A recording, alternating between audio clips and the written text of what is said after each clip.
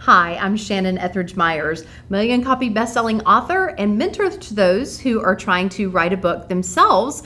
And so I have had the delight of mentoring Denise Broadwater over a year span of time. Blast is a 12-month online mentorship program, and Denise graduated that program already and is now working full force on developing a blog, a website, a manuscript. Like, you're really taking everything that you learned and you're applying it in the season. Talk to us about what you're doing. So I just finished a manuscript, A House with Holes, which is about my husband and my journey in renovating a freedman's cottage in the Charleston, South Carolina, downtown, built in 1929. And we did this after our children were gone, and so it was during our empty nest season. So talk about extra pressures. Yeah. When it's already kind of an adjustment. Right. And so you have developed a passion for people going through the empty nest season. Why did you feel as if this is something that needs to be the focus of your counseling practice, the focus of your writing, the focus of so much of your ministry? Well, I found that lately a lot of people coming in for marriage work are actually marriages 20, 30, and 40 years. And their children are gone, and as they settle, they're not coming back together, and their foundations are crumbling.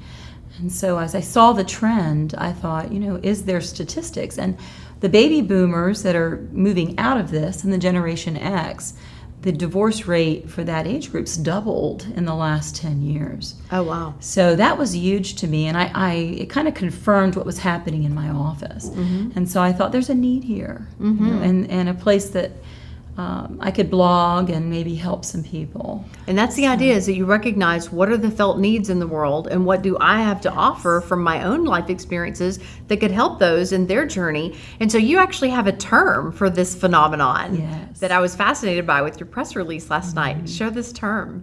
It was called gray divorce, and actually coined in the 2009, back in that time, they began to see this trend. And of course, we have 77 million baby boomers, and so they term it for the gray hair. So it's actually the time of life.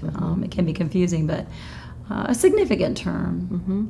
And so what kind of advice do you have for people who may be preparing for that? And I think that every parent needs to prepare for the empty nest season, because they don't stay forever. And if they do, wow, then you're really going to need counseling. So obviously you want an empty nest. That is the goal. Yes. But what kind of advice do you have for families to prevent those kids from boomeranging back, but also to keep the marriage strong so that when you get to that crossroads, you don't discover that your foundation has crumbled and that you have holes in your house too. And I'm so glad that you and your husband were able to work through that season. So what advice do you have for those people to just prepare? Well, I have found that intimacy is really the friendship of the marriage. And when we're co-parenting, we tend to be the farthest apart at the teen years, and that's right before they leave. We're busy, their schedules, we're not always spending the quality time that we need to together. And so I think it's important as we prepare to begin to date again and to be friends. I call it, let's play again together. Yeah. So let's do some playing. And then not only that, but begin to listen to each other again. Emotional connecting and intellectual respect. A deep mutual respect that gives us that foundation we're going to need. And then letting us be our own individual selves as well.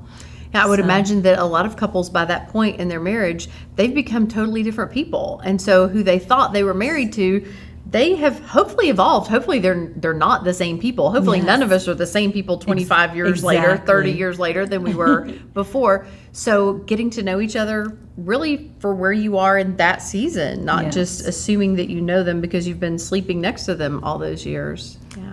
And the marriages, we have to both work toward that. So we both have to pull back together and connect where we can connect, even in those developments. And so you have been an active counselor for the past how many years? A decade. And how can people reach out to you if they would like to connect with you for counseling around their empty nest issues? My website would be the best. www.denisebroadwater.com is my counseling website.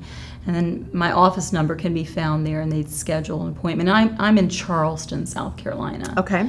And then where do you stand with your book? How is the journey going for you? So I am done with the manuscript and pursuing an agent, and maybe this next year we'll see that. Yes. It's called A House with Holes, and it's about our journey back together through this renovation. And Charleston is a wonderful city, and so it's been turned out much different than I thought, but a very good book. So I'm awesome. Yeah, so excited part about memoir, it. part self-help. Is that how you would describe it? Yes. So it'll be some self-help and then some about him and mine, just interactions in general. And we had some pretty exciting things happen during the 4 years that we've been there in the city and actually even on our street. So there's some surprises. That'll be fun.